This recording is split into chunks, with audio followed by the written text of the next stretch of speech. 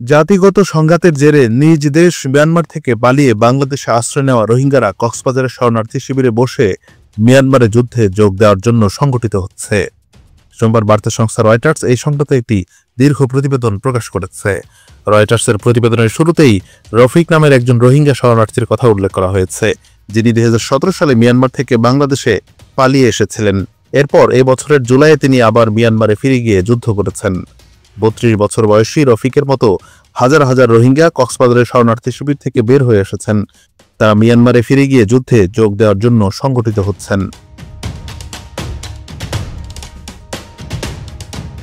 কক্সবাজার শরণার্থী শিবিরে 10 লাখের বেশি রোহিঙ্গা জনগোষ্ঠীর মানুষ রয়েছে।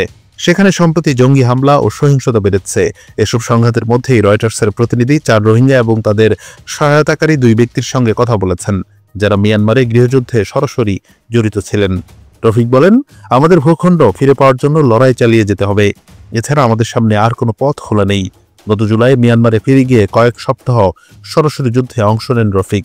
এরপর পায়ে গুলিবিদ্ধ হওয়ার পর তিনি আবার বাংলাদেশে ফিরে আসেন।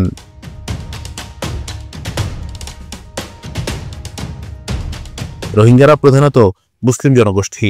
এরা বিশ্বের সবচেয়ে বড় রাষ্ট্রহীন জনগোষ্ঠী হিসেবে পরিচিত। 2016 সালে বৌদ্ধ অধ্যুষিত মিয়ানমারে জাতিগত নির্মূল শুরু হলে রোহিঙ্গারা প্রাণ বাঁচাতে বাংলাদেশে পালিয়ে আসতে শুরু করে।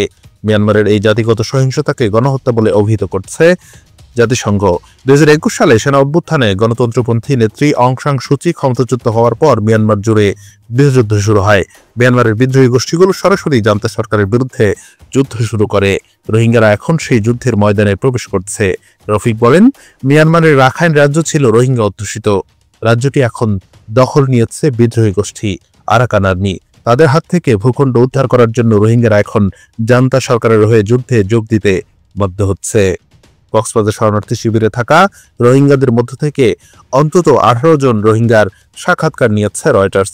তাদের সাক্ষাৎকারের ভিত্তিতে এবং রোহিঙ্গা শিবিরে কাজ করা মানবাধিকার সংস্থাগুলোর কাছ থেকে পাওয়া তথ্যের ভিত্তিতে রয়টার্স বলছে, মিয়ানমারের গৃহযুদ্ধে অংশ নেওয়া রোহিঙ্গার সংখ্যা 3 থেকে 5,000 হতে পারে। রয়টার্স দাবি করেছে, মিয়ানমার সেনাবাহিনী রোহিঙ্গাদের যুদ্ধে যোগ দিতে অর্থ ও নাগরিকত্ব সনদ সহ বিভিন্ন প্রণোদনা দিয়ে প্রলুব্ধ করছে। আর এই কাজে সহযোগিতা করছে বাংলাদেশের কর্মকর্তারা। যদিও রয়টার্স তাদের নাম প্রকাশ করেনি, তবে বাংলাদেশ সরকার এই বিষয়ে রয়টার্সের প্রশ্নের জবাব দেয়নি। অন্যদিকে মিয়ানমারের জান্তা সরকার রয়টার্সকে বলেছে, নিজেদের গ্রাম ও অঞ্চলগুলোকে রক্ষা করতে রোহিঙ্গা মুসলিমদের প্রাথমিক সামরিক প্রশিক্ষণ দেওয়া হয়েছে, তাদেরকে যুদ্ধের জন্য নিয়োগ দেওয়া হয়নি। Anwar Hossain, BD archive.